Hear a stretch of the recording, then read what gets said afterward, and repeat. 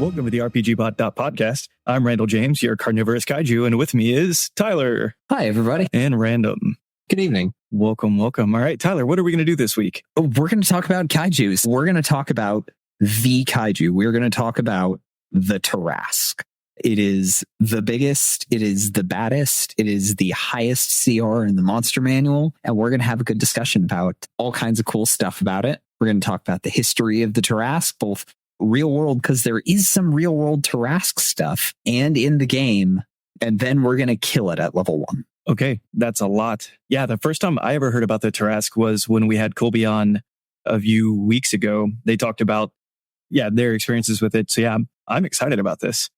Random? While I have never had cause to actually end up in an encounter with a Tarrasque, it's practically its own running joke in D&D. It is one of the original memes. Second only to rocks fall, everyone dies is, oh no, it's a Tarrasque.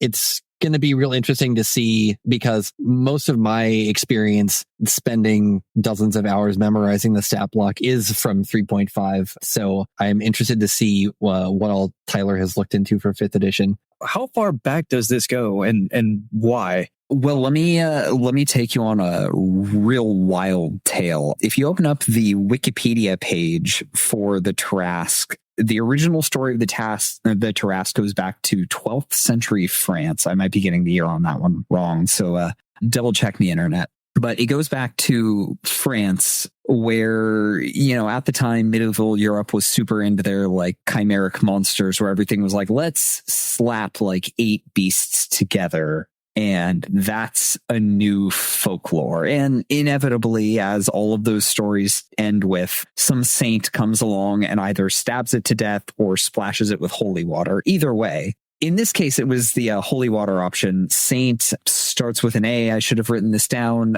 Finds the Tarrasque by a riverbank, splashes it with holy water, shows it the cross, and it's like, okay, I guess I'm a dog now, or something like that. If you look at the art on the Wikipedia page, there's some really, really stunning pieces. There's one where she's just standing with it on a leash, and it has a dude, just legs hanging out of its mouth, and she just looks like, I'm so done with this. Again. Okay, I'm sorry. I have to take a second here, because this suddenly makes something make a lot more sense. I'm going to switch nerddoms for a moment into the Fate nerddom, and Martha, as in Saint Martha, one of the versions of her ultimate attack is summons a Tarrasque, and she basically kick flips it into the enemy. And this suddenly makes so much more sense. So thank you. Okay. I imagine that must have been very jarring to not have the context. So St. Martha uses holy water to befriend gargantuan monster and feed sinners to it. Is that? That feels right. Okay. That feels period appropriate. Yeah. Okay, so I'm going to post a thing in our group chat, and I'm sorry for the clicking noises, but everybody, I just want you to look at this picture and just enjoy it for a minute and tell me what you see. For folks at home, we've been sent an outdoor, I believe, marble sculpture. This is maybe the most cursed statue I've ever seen. What is its face, and why? And why does it have 6 legs? So it looks like King Koopa has 2 front legs and a cat face. No, that's like a human face. Weirdly Asian features. Weirdly Asian feet, but then maybe shade it 20% towards pug. Oh my goodness. Pug. It's I did not see that one coming. Yeah. And all right. Maybe an armadillo tail, which I'm not even sure if armadillos live in Europe during the 12th century. So that's a whole nother. Do they now? I mean, we could make that happen. I'm sorry. Yeah, we needed to do the history on the real life fake monster before we talk about the fake life fake monster. So the old bestiaries, way back when there was a whole period of time where bestiaries were a thing, where people would just make up monsters and be like, yes, this is super legit. And they were super into the chimeric monsters, and that's where we got a lot of things like chimeras and unicorns and manticores. So basically, you just take the scariest things, and it's like a child just oh yeah, the coolest thing from this one animal is on this monster. So it has the face of a lion, the mane of a horse for some reason, 6 bear-like legs, and depending on the source, the back nonsense is described as a double tortoise shell with spikes all over it, and then a long tail like a serpent. Okay, now that you say that, I'm looking at it. Mhm. Yeah, this is wonderful. Folks at home, go look at the Wikipedia article. That's the advice. It is a tortoiseshell that is made of tortoise shells. Exactly. And covered in spikes. Because why not? So that is the real world origin of the Tarrasque. Now, how that makes it into Dungeons and Dragons, I'm honestly not entirely certain. Plenty of other real world legends have made their way into D&D, so that's not super surprising. So the Tarrasque makes its first appearance in D&D in the Monster Manual 2 in first edition AD&D. And since then, it has been this nigh unkillable legendary monstrosity that has stomped its way across editions for, goodness, we're looking like 50 years now. How old is D&D? Goodness. Let's ask the question, like in the original literature in Dungeons and Dragons, so AD&D, what was the mythos of the Tarrasque there? Did Martha also show up? I don't think so. So this gets a little outside of the things that I know within D&D, but it's basically been just like, we need a big bad kaiju to pop up random places, eat mountains, and take no shits. Well, I can't tell you all the way back to AD&D second edition. I can tell you about 3.x. Let me tell you about the magical thing that is the setting of Spelljammer. In the same way that Pathfinder is the Pepsi to D&D's Coke, Spelljammer is the sprite which spawned the Sierra Mist of Starfinder. In 3.x, you have this setting where you can have all these wonderful different planets, and so that allowed them to create the planet of Falx, Falx. Everything sentient on Falx lives deep underground, and it's mostly mind flayers. And that is because the surface of Falx is inhabited by tens of thousands of Tarrasques. It is, in fact, the place it is theorized to be the place where Tarrasques are from. It is their home planet. And on each individual world where there is the Tarrasque, that is just one of the Falx Tarrasques that has somehow been put there because cosmic accident, God was bored, or the final justification for anything you need in D&D, a wizard did it. I mean, there is an item in Icewind Dale called a Scroll of Tarrasque Summoning. So there's your answer. There's your answer. Yeah, I don't think you should practice with that scroll very often. Wait, so Falx is a planet, and on the planet Falx, the core of it is filled with mind flayers. And the surface is filled with Tarrasques. Don't go there. Yeah, so the greatest thing to me is that, right, the mind flayers are afraid to go to the surface. I mean, I don't know that they're afraid necessarily, although I think they levitate. So, spoilers. We'll get to why that's a problem here in a moment. Not the Tarrasques, the mind flayers. The mind flayers, just to be clear. Right. Yeah, that's a whole other level of terrifying. Yeah, because mind flayers would normally do live underground, right? Like they're an Underdark type. Yeah, okay. They do. Yeah, they're an Underdark type. A Tarrasque is largely immune to a lot of the stuff that makes them so horrifying. You know, a standard mind flayer by itself is it's CR like 10. It's like somewhere between 8 and 12, I think. I don't remember exactly. It's challenging, but it mostly its, whole shtick is like, I'm going to stun you and suck your brains out. Well, that doesn't work if you're a kaiju. No matter how many of them work together, it just doesn't care. So yes, that's why they live deep underground, is because a planet full of Tarrasque. Wow. Yeah. If ever you needed an excuse to live in a cave, there you go. Nice. Okay. And so, yeah, what's the right way to put it? Not every story has to say that there is this planet Falx. Some of the mythos is just that, I don't know, we live here and there's a Tarrasque sometimes, and sometimes it kills everything, right? That's about right. Pathfinder's setting, Golarion, has a really good take on the Tarrasque. In Golarion, there is a deity type creature called Rovagug, who is the god of destruction. And basically at the beginning of time, all the other gods were like, we can't have you messing up existence. So we're going to chain you in place and bury you underneath the North Pole like some kind of messed up Santa. And Rovagug, famously into just wrecking stuff, bits of his body fall off and turn into kaijus, the biggest of which is the Tarrasque, which is nicknamed in Golarion the Apocalypse Engine, which, if you ever were going to have a nickname, pretty good. So I want to talk about the Tarrasque stats a little bit, like if we can get into the mechanics. So Random, I think you know the third edition version of the Tarrasque a bit better than me. You want to go into that for me?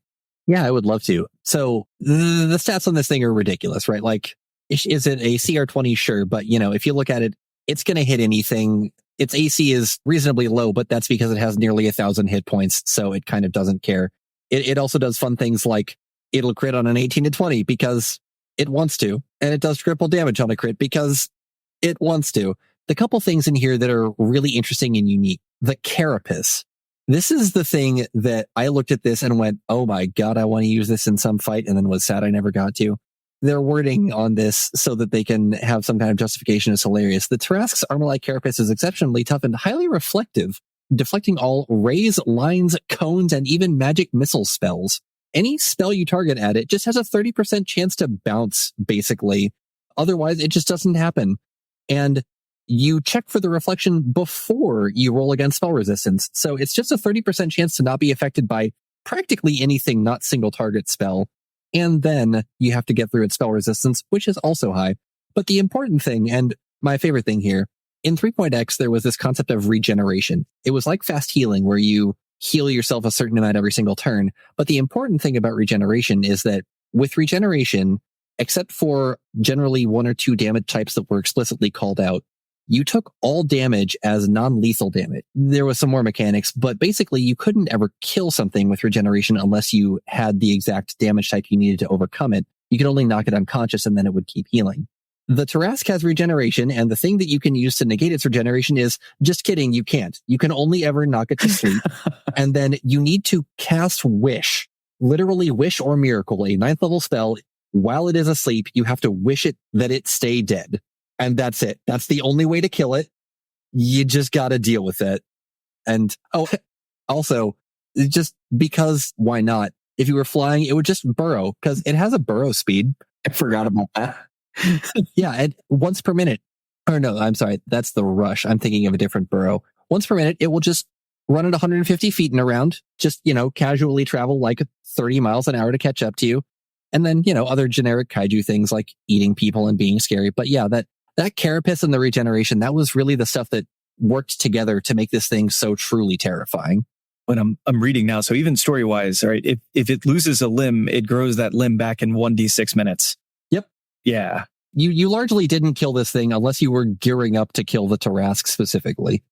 So talking about having Wish or Miracle available to you. So in 3rd edition, at what level would a spellcaster have Wish or Miracle available to them? Same as 5th edition, 17. Okay. If they have straight classed wizard or cleric, so by the way, bards were 2/3 casters. Bards did not get there.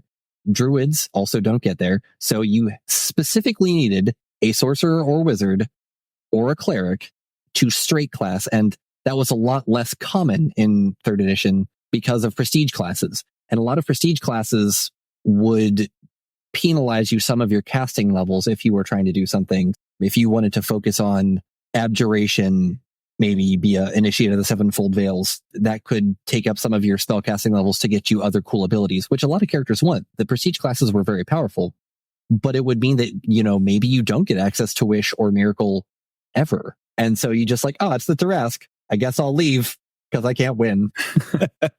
I think I'm going to go hide in a hole now. See if I can find some mind flayers to camp out with. Nice. Yeah, that or find magic items. So how did that stat sheet change? Like, has it, is the Tarrasque ever stronger now? Okay.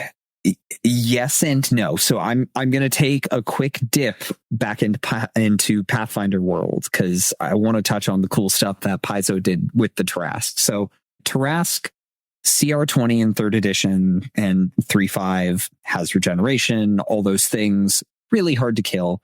Fatal weakness of the Tarrasque, it can't really jump, it can't fly. So all you have to do is be about 30 feet off the ground and chase it, and eventually you'll kill it. Basically, you put your party on a flying carpet and you just stay slightly out of range and shoot at it until it dies or burrows or you get clever. Anyway, Pathfinder solved that by giving it a ranged attack, which feels a little bit like cheating. So if you've looked at the Manticore's stats, they have tail spikes that they can snap at people as a ranged weapon. They just put that on the Tarrasque. It works. They also raised the CR to 25. Not that it needed it, but you can no longer just cheat by flying. So now suddenly it's an actual threat to a high level party. So actually, I want to ask about this. You were saying that you could just fly behind it and kind of, pew pew with, I assume magical arrows or whatever your ranged weapon of choice are, because non-magical piercing, bludgeoning, and slashing have no effect. Yeah.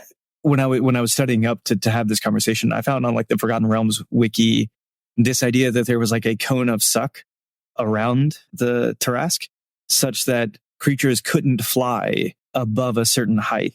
Was that something written in, or is this something that like folks have added to the lore to actually make this make sense? Like, is that a homebrew rule that?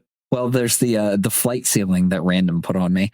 That's a different story. Honestly, I haven't seen that in the mechanics. It's entirely possible that it's in a second edition or first edition. Okay, that would make sense. I'm just not familiar with those rules. Yeah, it wasn't in the 5th edition monster manual, certainly, and that it definitely got the wheels going. Yes, is something that would make flight less of a problem for the Tarask is always the solution for making the Tarask more interesting. Second edition Pathfinder didn't really change anything, basically just adapted the mechanics. Like, hey, if it's not broken, don't fix it. One of my favorite things that we lost in the transition to 5th edition was 3rd edition's regeneration. Regeneration 5th edition is basically just you regain hit points every round, and that's that. So like trolls, the Tarask, vampires, a lot of stuff, they just regain hit points. Like, yeah, okay, that'll make it really hard to kill a creature unless you kill it quickly, but it can't do weird stuff like, you forgot to set the troll on fire. So the troll's still kicking. And the Tarask's weird ability to regrow stuff really quickly was actually the inspiration for a third-party setting called Salt in the Wounds, which was kickstarted a few years back, and there's an adaptation for 5th edition and for Pathfinder. But the basic premise is there's some city somewhere that somehow managed to capture the Tarask and is just mining it for stuff because it regrows everything in like 1d6 minutes. So there's entire industries that are like, no, my job is just I mine Tarask marrow, and that is all I do all day, and it just keeps coming back. Oh.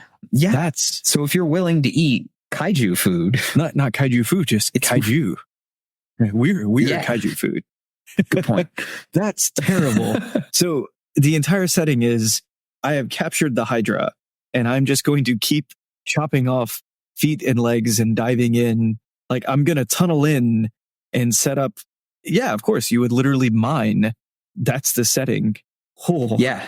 It solves the food scarcity problem, which is always an interesting philosophical question to ask. Like, Star Trek is like, hey, what do we do in a post-scarcity society? So Salt in the Wounds is like, okay, there's no food scarcity. Now what happens? Because we've got this kaiju, and also we've got wizards and stuff. It's cool. Go check it out. They have some products up on Drive-Thru RPG. We'll have affiliate links down in the show notes. It is a very interesting premise. Yeah, that is interesting. So let's finally get to the meat of things, and let's talk about what happens to the Tarask in 5th edition. If you've played 5th edition for a while, at some point you're going to go in the monster manual and you're going to look at the highest CR creatures in there. And right at the top of the list is the Tarask at CR 30. It was 20 in 3rd edition. It was 25 in Pathfinder. It's 30 in 5th edition. Which actually, it would be worthwhile for folks at home, CR rating, challenge rating. How is that supposed to scale? How are we supposed to think about a 20 versus a 25 versus a 30? Great question. So character levels run from 1 to 20 and always have in Dungeons and Dragons, basically. So a monster will have what's called a challenge rating, which is a rough estimate of how powerful it is. A party of adventurers of about 4 people is expected to be challenged in a fight by a creature of the same challenge rating. So let's say if I had 4 level 10 adventurers, a challenge rating 10 monster is usually a good challenge for them. Adventurers go up to level 20, and then like that is as high as you can get. And then the Tarask is all the way up there at CR. Okay, so even if we have our level 20 adventurers, decked out with all the best equipment, the idea of a level 30 is that this is beyond challenging. Yeah. And so either you need to bring additional adventures, which is going to scale this correctly. Okay. Yeah. Wow. 30 is a big number. That's a big jump. And to put it bluntly, it's a little overrated. I won't tell the Tarask that. So this was kind of a problem in 3rd edition, but it's way worse in 5th edition. If you can be above the Tarask just a little bit, it cannot hurt you. And all you have to do is follow it around with a bow and enough arrows, and you can kill it. And you can do this at any level. It will still take damage from non-magical weapons. It has resistance, not immunity. Nope, that's actual immunity. Is it? Yep. Have I gotten this wrong? Yeah, I'm looking at it right several here. years. Oh no. But with that said, I mean, a first level cleric or maybe a third level cleric can basically just enchant your weapon, and for an hour you can shoot your bow at the Tarask, which accomplishes the same thing. That's true. Just take shifts napping in whatever flying carpet that you're using, and let's skip straight to the cleric. Okay, we have a level 1 Aarakocra cleric with Sacred Flame. If you look at Reflective Carapace, it notably doesn't affect things that allow a reflex save. So Fireball, Sacred Flame, all those things. And it has a +0 bonus on reflex saves. Also, notably absent from previous editions, the Tarask no longer has regeneration. So you can turn a fight with the Tarask into the slowest war of attrition. All you have to do is follow it around and annoy it. It's going to reliably fail those reflex saves. It can't rest to spend hit dice because you're just following it around, annoying it with 1d8 damage per turn. It can't jump more than 5 feet, which feels silly. That part's interesting to me because in previous edition, if I look at the PF2E one, which I just closed, I think, one of the ones that I was looking at talks about it explicitly having an enormous bonus to jump specifically to deal with that, which is why I like that idea of the flight ceiling.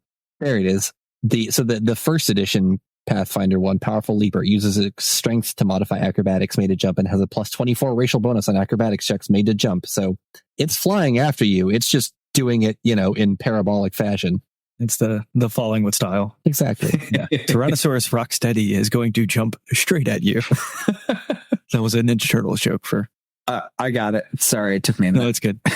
Well, okay. And so I'm looking at the 5th edition, or we're hopping across editions, but so an AC of 25 is a pretty high AC.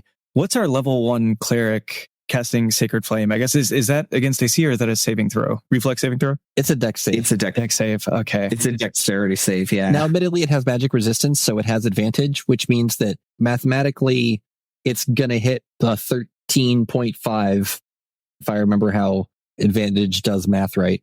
Roughly. That means that a 50% of the time it's expected to succeed at your Sacred Flame, but that means 50% of the time it's expected to fail your Sacred Flame. You're doing a D8 over 2 damage every turn. Are you eventually going to make it through the 676 hit points? Yeah, that's actually, let's run through this right quick. I think we can do this live and everybody's going to love it.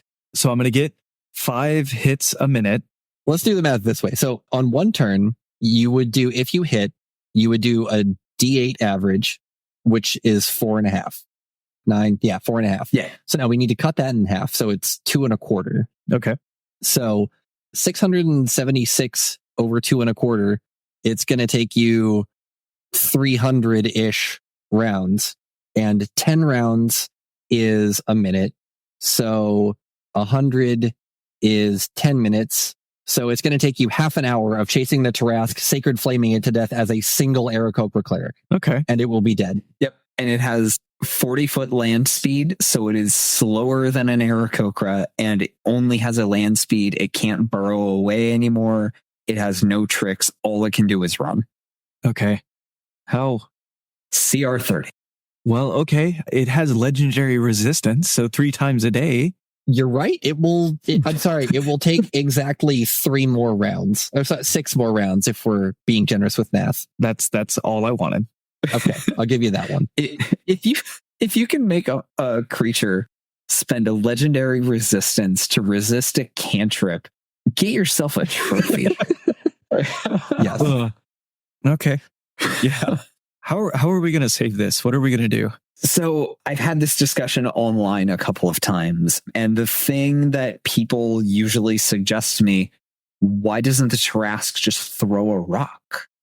And okay, reasonable question. All right, so let's look at this thing's stats some more. It has an intelligence of 3, which is as smart as a dog. Okay. Not a smart dog, like a dog. Like Charles Barkley, if we can reference him again. not the person, my dog, who occasionally appears on everyone's audio feeds.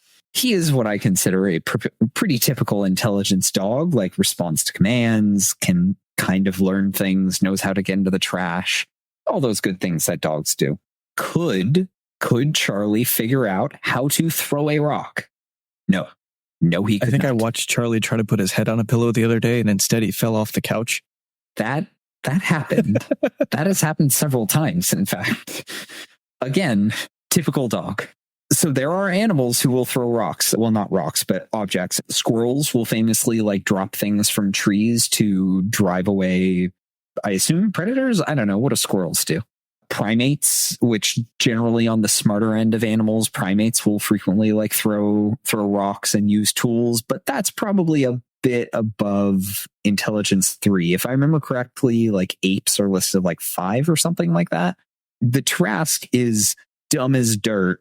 It's not smart enough to throw a rock. Even if it could, I don't know that it would be very good at it. Yeah. Okay. You could argue +10 from the strength, but it's very good at accelerating a rock. Whether or not it can, get the release point right to, Nolan Ryan you straight through your face is a whole nother. I'm again reminded of our infinitely stacked centaurs. So, right, 5th edition, we talk about the grid, and the grid is 2D. This is actually a tall beast. Yeah. Technically, everything is cubic, although that doesn't come up very often. Technically speaking, a human is a 5-foot cube as far as D&D is concerned, which, as someone who is taller than 5 feet, I am mildly offended by. But regardless, at least you're not wider than 5 feet, though. Right. So tiny miracles. Technically, is this thing maybe gargantuan is 20 by 20? So is this thing maybe 20 feet tall? We could argue that, and you could then argue that the reach applies on top of that. But even so, if you're going to get all of those attacks, I guess actually it doesn't have multi-attack, so you really only get to choose once. That's right. It has multi-attack. It does. It's lower left corner. Use frightful presence, so make everything run away. Then 5 attacks. 1 bite, 2 with its claws, 1 with its horns, 1 with its tail.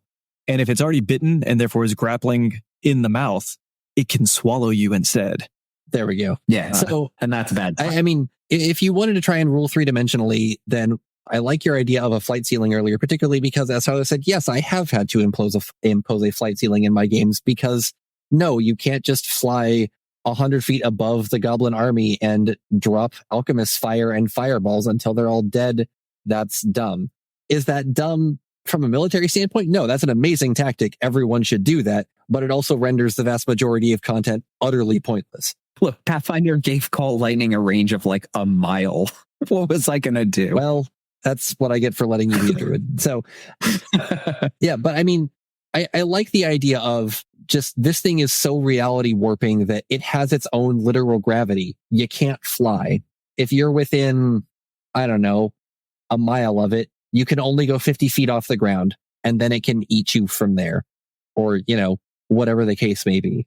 That's probably how I would fix it, because if you do have to fight this thing on level ground, it is a terror. Yeah. No joke. It will still give you a real hard time, no matter how high level you are. Yeah. If you fight it as it's meant to be fought, which is that you're not supposed to survive, the likelihood of you surviving is not good. Dramatically reduced. Yeah.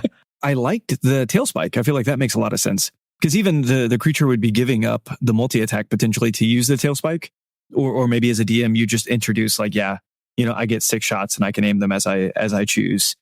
But I also like even the idea that it can jump.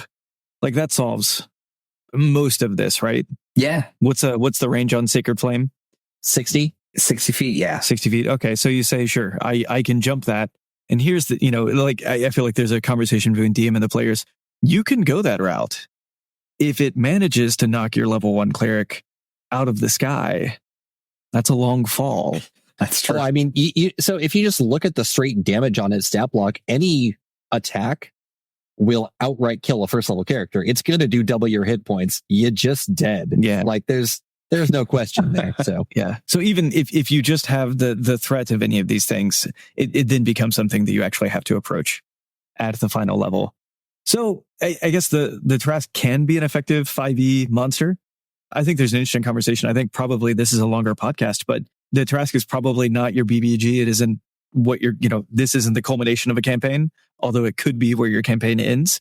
I definitely think like you could have a lot of fun with, because it is mindless, it doesn't really have the character to be a big bad evil guy. There's your abbreviation, folks. It is not the thing that is pulling the strings. At least I hope not, because God, a sentient Tarrasque is not something I ever want to deal with. But, maybe your BBEG summons the Tarrasque accidentally or on purpose, or, that's the whole plot is I'm going to unleash this terror on the world. So you could find a way to work that in and work that encounter in. Or there is always, of course, the fun, yes, you dream about a fight with the Tarrasque. Let's play it. And you wake up and we carry on without consequence. Just if you want to experience the preposterous stat block in that way. Yeah, honestly, that has to be that has to be the best way to do it. But then if your characters actually are successful, like in the dream, they have prophecy that they're going to find loot. It happens to be under their pillow when they wake up. There you go. Perfect. Nice. All right. I think that was a good conversation, right, folks? Okay. On to the question of the week. I'm going to look, behind the scenes podcasting. We're going to do A or B? B. B. Okay. A. We're going to do you next time. It's going to be great. Okay. This question comes to us from Knower8566727 on Twitter. The question is, what are fun weapons to use? Cool. So for 5th edition, there's not a ton of variety in weapons, which is kind of a shame. Some polearms have some cool stuff like lances. Nets are one of my favorites. They're a huge pain in the butt to make them work. Like immensely frustrating, but when you can make them work, real nice. That's kind of it. Other than that, it's just damage. Oh, well, whips. Yeah. Reach, finesse. Not a great damage die, but you've got reach and finesse. What else do you need? Yeah, I'll go like talk a little about that a little bit more. So we have our simple weapons and we have finesse weapons. What's the advantage of using a finesse weapon? So finesse lets you use dexterity for attack and damage, which is useful if you want to build around dexterity. It's crucial for rogues. Whips are the only thing that you can sneak attack with using reach. Like ranged weapons obviously will have more range than reach, but you can use a whip and a shield, and that's pretty great. Nice. Yeah, I mean, from an RP standpoint, that seems like a lot of fun. I guess more generally as DMs, like, are you willing to reskin, instead of a broadsword, I have the world's largest meat cleaver, and that's going to be, I want Cloudstrife sword. That's what I want. Why stop at a Buster sword when you can have 9-foot long katana if we're going full Final Fantasy here? 100%. And speaking of katanas and reskins, actually, it's really interesting to see, like I've talked about in other editions, 5th edition does other episodes. 5th edition does a really good job of being a framework. Even in 3.5, where we had a staggering array of nearly 2 pages of weapons, so that the samurai class eventually got introduced. And because there was samurai, we need rules for a katana and a wakizashi. Well, it's dumb to just introduce another thing when we already have 50 line items of weapons. So a katana is a bastard sword and a wakizashi is a short sword, and there you go. Just call them something else. Even in the crunchiest editions, we're still happy to do that. And I think that in 5th edition, really, as far as what's fun to use, make whatever you want. I will say that the improvised weapon rules are probably way better in this edition than they have been in 3.x. So like, if fun for you is, yes, I'm going to tavern brawl, rip a leg off a stool and beat somebody with it. Or just beat somebody with the whole stool. Or if you're strong enough, beat somebody with the whole bar. Wait, but the improvised weapon rules, isn't it just a D4? Improvised weapons in 3.5 were really bad. Okay. Because math was not bounded like it is in 5th edition. In 3.5, if you were swinging a table leg at something with an AC of 30, and, we were just talking about the Tarrasque with an AC of 30, an AC of 25. An AC of 25 is enormous in 5th edition, right? You're hardly ever going to touch that. In 3.x, an AC of 25 was like, yes, I am a 3rd level fighter. Okay. The improvised weapons, one prestige class was good with them, Drunken Master, a monk prestige class, and everyone else just like, if I hit you with this, I'm probably not going to hit. And even if I do hit, it's going to deal like nothing damage. There was a concept of finesse in 3.x. Improvised weapons were never finesse. A lot of times, anyone who had the strength to use an improvised weapon was just going to be like, okay, but I have a sword, so why would I bother? Yeah. RP wise, like there's no point unless for some reason you're not holding your sword or isn't available to you. Right. Exactly. So as a DM, if in 5th edition, would you push folks to use the improvised weapon rules, or would you just push to reskin and say, hey, look, I'm going to give your, instead of giving you a +1 weapon, I'm going to give you your 9-foot katana and say you have 10-foot reach.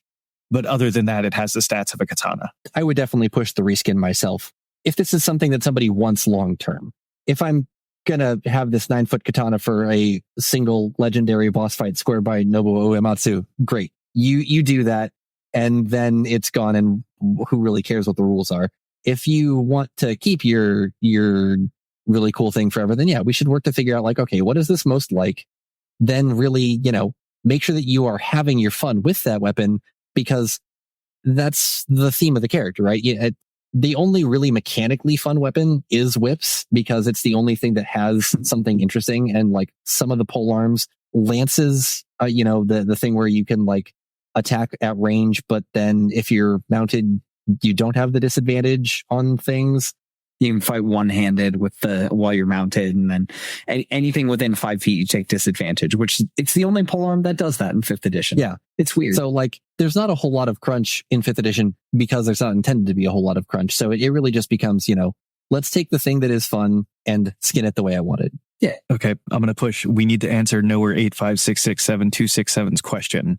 What are fun weapons to use? Whip. Yeah. Mechanically. I'm going to go first. I'm going to give everybody a chance. Go for it. I am 100%. I'm going to go for the Buster Sword because I'm going to RP the hell out of that with my scrawny arms and my really tall hair. It's going to be great. Wonderful. All right, Tyler, what do you got? Yeah, mechanically, it's real weird to hit somebody with a whip, but it's weird to think about hitting someone with a whip. Mechanically, very satisfying. There's no real fun that I've experienced mechanically with a weapon apart from what we've talked about. However, I'm just going to plug my DM and say, if you're in a low magic setting and you therefore, instead of getting a bunch of magic items, get granted something crafted for you, I have basically used what if a druid made Mjolnir as a weapon. That was so much fun. Obviously not something that you're going to, find laying around, although I recreated it as homebrew in D&D Beyond. So I guess we can technically link it in the show notes. So there you go. Yeah, we should. Okay. We should do that. I'm suddenly reminded you talk about Mjolnir. So I ran a campaign where I gifted Azaredge in Waterdeep, which was an axe with the spirit of a fella sworn to protect Waterdeep to somebody who maybe wasn't as interested. And so that was a fun weapon because it had personality and often was very disappointed in the player characters. And we were disappointing characters. Oh, man. Sometime we should do an episode talking about sentient items across editions. Oh, great idea. Yeah. So I think if we're excluding sentient items, we've given great answers. Better than all that might just be whatever sentient item. Because again, Azaredge had the choice. It wouldn't let you pick it up if it disagreed with you. So yeah. Nowhere 85667-267. Maybe that's the answer to your question. Azaredge or any sentient item. All right. Well, please join us next time on the RPGBOT.Podcast. We're going to do a crash course in character optimization. I hope everybody goes to RPGBOT.net. A lot of the content on RPGBOT.net is dedicated to character optimization, but it isn't something we've really dove into on the show yet. So next week's going to be the first opportunity where we're really going to kind of let that shine. Tyler's going to be very excited, and I'm going to be very excited to be present and see it. I'm Randall James. You can find me at amateurjack.com, on Twitter and Instagram at jackamateur. I'm Tyler Kamstra. You can find me online at rpgbot.net. Find me on Twitter at RPGBOT.Net, facebook.com/RPGBOT.Net. We have an Instagram now. It's also RPGBOT.Net. And then finally, Patreon/RPGBot. And I'm Random Pell. You won't generally find me on social media, although if you look in places where people play games, I'm often there as Harlequin or Harlequint. But mostly you'll find me here contributing to the podcast and the website. Nice. All right. All hail the Leisure Illuminati. Dan, the producer. We got a fist bump. That's all I really wanted. You'll find affiliate links for source books and other materials linked in the show notes. Following these links helps us to make this show happen every week. So please do. You can find our podcast wherever fine podcasts are sold. If you enjoy this podcast, please rate, review, and subscribe, and definitely share it with your friends. If you're loving what we're doing, if you know people who you think might enjoy this, or somebody who's maybe new to tabletop and wants to start learning more, I'd like to think that we're good for that. So please share us. If your question should be the question of the week next week, please email podcast@RPGBOT.net or message us on Twitter at RPGBOT.net.